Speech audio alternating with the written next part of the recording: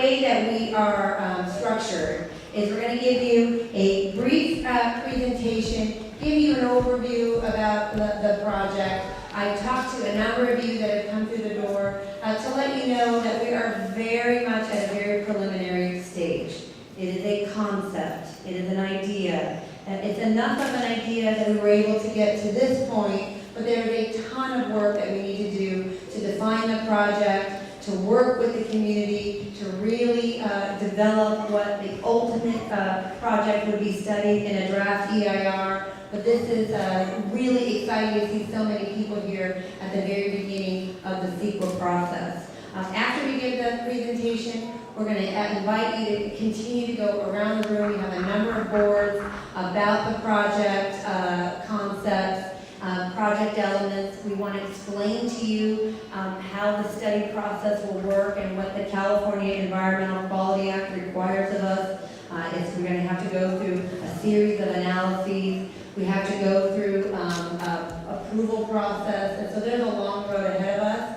And we want to just let you know that we are totally committed to community outreach throughout the entire process. And so even though this is the beginning, we are wanting to do small group meetings. We want to work with various, all kinds of stakeholders to really get your feedback and develop something that we can all be proud of.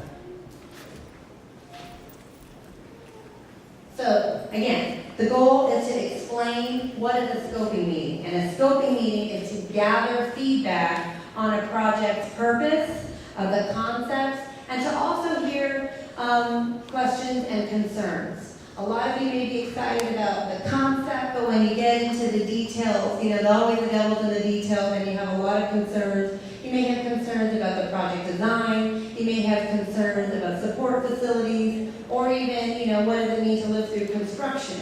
So those are the types of questions we want to hear from you tonight. And we invite you to please provide your comments in writing. We have a comment table. We will then include your comments in the CEQA process, and we'll include it as part of our analytic work, which will be addressed in the draft EIR when that comes out sometime from now. I think to frame the issue, and you heard about the mayor's vision about not resting on our laurels and solving for this amazing transformation happening here, is really trying to understand how we can have a world-class city with a world-class connection to the Metro Regional Rail System. With the revitalization of downtown, with the forum, the stadium, and a proposed Clippers Arena, this is transforming into one of the region's world-class activity centers. And along with that is how are people going to get in and out of the city, and how are they going to connect? And what you have is such a great investment in transit with Metro. You've got the Crenshaw line underway. That's set to open in 2019. We have the Green Line here. But we don't have, as you can see, a direct connection via rail into the stadium, the entertainment area. And that is something that we want. This is what this project is designed to do, is try to make that very important connection to keep people on the metro system out of their cars and come in without necessarily having any neighborhood intrusion, and really trying to enhance the transit network. Right now, there are a lot of active bus lines, but there's not enough of them. And so I look at some of my transit agency partners in and around the area, and we're working today to figure out how to enhance the transit, even on opening day, with bringing increased bus lines. And so that's an activity that's happening now, and we wanted to make sure you knew that. Metro, because of the mayor's leadership, did a preliminary analysis looking at how Metro could even bring in a spur line, a one-seat ride off of the Crenshaw line directly into this area. They did a very good analysis. They then concluded as part of this work that it was not feasible for them to bring in the Metro line into the event center, basically because the way that the events would have such a surge in event traffic that it really would have some negative operational impact up and down the system that they were unable to handle. And so they concluded, beyond not having funding source, that it was really not feasible for them to do that, and it would be more advantageous for the city to meet its needs during events, to have an automated people mover, an independent system that would be able to serve those needs, very similar to the way you see airports working on a 24-hour basis. They're a much more nimble system, and they're able to have much higher headways to be able to serve the system during the event surges. And so they concluded that the city should continue that study, and that's exactly what the mayor had commissioned this team to do. So we then took the options that the Metro looked at, we refined it, we looked at coming down Century Boulevard, we looked at coming, what an option would look like to come down Arborvitae, we looked at coming down Prairie and connecting to the Fairview Heights, and then we also looked at, what does it mean, to come through Market Street, go down Manchester and down Prairie. Some of these options had some significant challenges. I think the one coming down Century, we shared with City Council, trying to get underneath the 405 freeway was something that we believed would ultimately be a fatal flaw. And there was a ton of utilities in Century Boulevard that would make that very difficult and costly. When we looked at the Arborvitae opportunity, while it was very attractive to connect directly into the LAX new proposed rental car facility and the new airport Metro connector station, going down Arborvitae, we saw that there was a narrowing right-of-way, and that could have some negative impacts on the local community, and we did not want to pursue something that would end up maybe displacing businesses and residences. When we looked at Fairview, the connection down Fairview Heights, just a straight shot down Prairie, I think the way that would have a negative impact on the cemetery and potentially have to take out some of the real estate there. That was something we did not want to do. And then we missed an opportunity to really activate Market Street, which is going through such an exciting transformation. Why couldn't we put a station, or at least begin to think about a station there to activate downtown and really have that area be connected to the rest of the transit network? And so when we did all this analysis, we looked at utilities, we did a preliminary ridership to understand how many people would be using the system, we did a preliminary cost analysis, we started to kind of weigh through, what the potential right-of-way impacts would be, and what really emerged as a leading option, which is why we proposed it today as the preferred choice, was the alignment of going down Market Street. It's a 1.8 mile proposal. It's the shortest, which ultimately meant it could be the cheapest, and it had a very high ridership with this other opportunity to synergize with what's happening in downtown Market Street. So that's why we chose that as an option to pursue for study. Now, CEQA, as part of the EIR analysis, will still require us to study alternatives. So I want you to know that even though we selected a preferred alternative as the leading candidate to take forward into environmental review, we still are required to continue to vet alternatives to this alignment, and then alternative options for some of the support structures, and I know some of you had questions about that as well. So this is the preferred plan to study in the EIR. An EIR, we go through a draft EIR, we go through a final EIR, and we get comments, and we'll go through public approval process. So there's a long road ahead of us. This project, again, is designed to be an elevated, automated people mover system. We have some examples for you on the board in the back. Again, it's about roughly 1.8 miles, which is a similar type of length of a system that the airport at LAX is pursuing for their automated people mover system, connecting the terminals to a new rental car facility. So that's in keeping with what you see for automated people mover lane. We're proposing up to 5 stations. It's very possible that it could be 4 stations, but at the very initial stage, we wanted to be able to see what all the options were. And the goal would be to have a station that connects directly to the Metro Crenshaw line, We would look for an opportunity to have a station either along Market Street or along Manchester. And so, these are just concepts to be further explored with you. And we'd like to be able to connect the major event venues, so the Forum, the stadium, and I think many of you know that the Clippers have proposed to come here. Now that project is only being studied, that is not an approved project, but to the extent that that were a project that were to move forward, we wanted to make sure we at least had an option to connect to a venue like that, should that ever be approved. And so that's why we're proposing up to 5 stations. Some of you have seen some of the renderings, and the renderings are just concepts. No design has been done.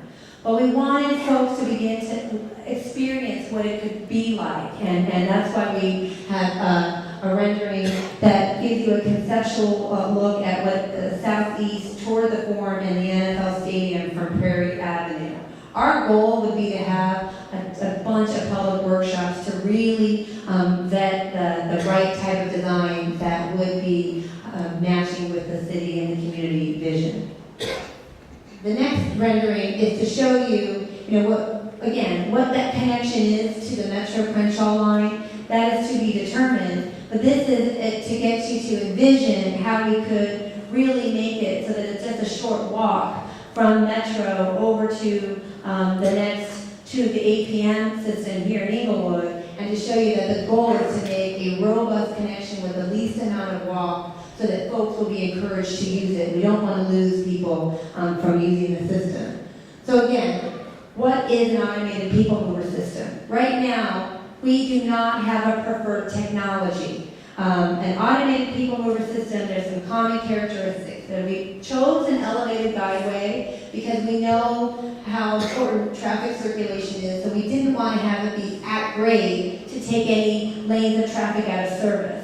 To put it underground would be so costly that we didn't think that would even be economically viable. So an elevated system would have a driverless technology. It could operate at short, more frequent headways. We anticipate very short wait times at the stations, like 3 minutes or less. We wanted to be able to meet the peak hour ridership, and the goal would be to have this be, totally electric powered cars, and would be a real improvement to the environment by not only relieving cars off the road, but improving their quality and greenhouse gases. And so we're looking at world-class cities, and we want to have this community be just like all those world-class cities with this type of transit connection. So those are the types of examples that you see all over the world in the U.S.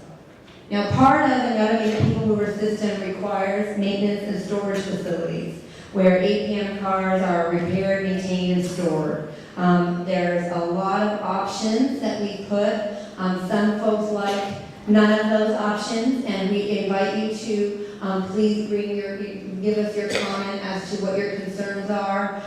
We understand that this is just a support facility that is required, and we're going to look to select a maintenance facility site that would be have the most minimal impact on the community, and also leave more valuable land to achieve the greatest value. So we needed to identify some of the options early on. And again, these are some of the examples of how maintenance facilities could be designed. Some of these designs are better than others. One of the examples here is, a maintenance facility that's even integrated into a parking lot. And so that's something that we would explore to see if that could be valuable here. We also wanted to include the study of the intermodal facilities, so places where buses and shuttles and Ubers and Lyfts could drop off people, because folks want to come and use the automated people mover system, but they don't want to come all the way in to the center of the storm, per se, and they wanted to be at the end of the line and just be able to drop off and then have somebody jump on the automated people mover system into the activity center. That's an option that we want to explore as well as part of the planning process. And again, these are examples of other intermodal facilities connected to automated people mover systems. This is a common thing, and this is something that the airport is also including in their project. So here's the CEQA process. We are at the very beginning. I said we're at the initial study, and we have some copies of the initial study. We're going to be preparing a draft environmental impact report that will then be available for you to provide comments. We'll respond to those comments, and they'll be in the. We'll then produce a final EIR. And we're anticipating the draft EIR by the winter of 2018-2019, and a final EIR in the summer of 2019. Now we are going to be taking forward most topics into the EIR, and there's a really robust list here. But as part of this process, to be really focused on the planning and community outreach and the key issue areas, we have screened out such issues as agriculture and forestry, hazards and hazardous materials, hydrology, water quality, mineral resources, population and housing, public service, recreation, and tribal cultural resources. That didn't mean that it didn't get analyzed. It did get analyzed, and it was part of the initial study, and we have some copies for you if you want to look at that now. We have the consultant team that performed those initial studies already. But those topics will not be carried forward potentially into the EIR. That was our preliminary analysis, and we're going to be looking at things like air quality, traffic, greenhouse gas, noise, construction, and some of the major issues that folks are concerned about that will all be fully analyzed in the EIR. We have a number of approvals. We don't know exactly what those approvals are, but some of them include, the final EIR certification. There may require some amendments to the general plan. We may have some specific project implementation approvals, and so we wanted just to make sure we listed them out for you. And there's going to be a ton of outside agency consultation, not just consultation with all the lines of business in the city, but other agency consultations such as the AQMD, the county, the City of Los Angeles, and the Southern California Association of Governments. So there really is going to be a robust interagency coordination. And again, I just talked a little bit about some of the entitlements that we anticipate that could be a part of this project, and we have boards here and a station for you to ask questions about. And just to reiterate, we are committed to public involvement. So again, throughout the process, we're going to be seeking your comments and your feedback. We're going to look to have project design workshops in the fall, and we'll be working with folks throughout the process to make sure that our project is fully responsive to community issues. So tonight, we thank you very much for attending. It's really exciting to have so many people here.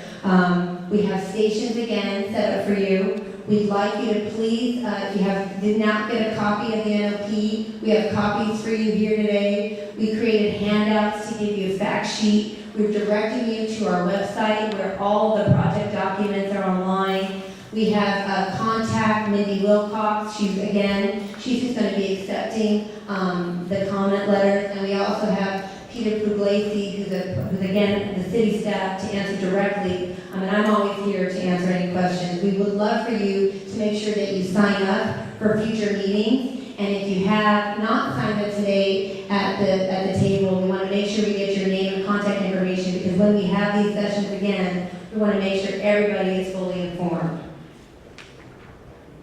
And that's really it. So thank you very much, and we look forward to seeing you again.